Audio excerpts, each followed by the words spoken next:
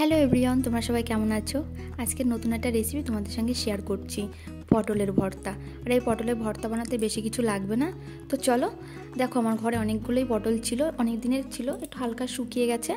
তো সেটা দিয়ে আমি ভর্তা তৈরি করে তোমাদের দেখাবো। তো পটলগুলো কেটে নিয়ে ভালো করে ধুয়ে নিয়েছি, আর ধুয়েই কড়াইতে পরিমাণ মতন জল দিয়ে দিয়েছি, আর পটলগুলো দিয়ে দিচ্ছি। পটলগুলো হালকা একটু সিদ্ধ করে নেব।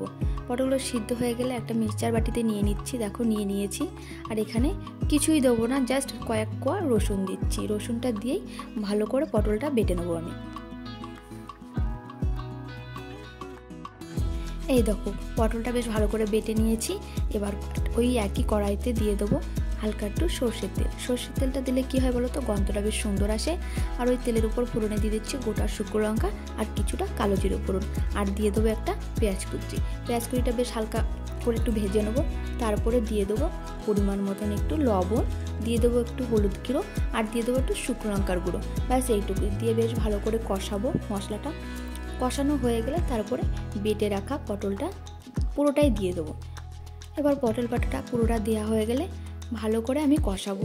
দেখো বেশ এইভাবে আস্তে আস্তে করে কষিয়ে নেবো। কষাতে কষাতে যখন এরকম একটা ঘন ভাব আসবে না, পুরো কী বলতো, যে এখানটা কী বলতো ঝোল ঝোল টাইপসের আছে না, ওই জলটা পুরো টেনে নেওয়ার পরে এরকম হয়ে যাবে। যখন এমন হয়ে যাবে তখন বুঝবে হ্যাঁ হয়ে গেছে।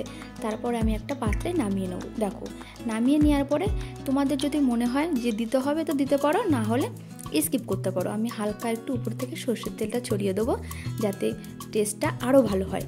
তো তোমাদের এই রেসিপিটা কেমন লাগলো অবশ্যই কমেন্টে আমাকে জানিও। আর যদি ভালো লাগে লাইক শেয়ার করতে একদমই ভুলো না।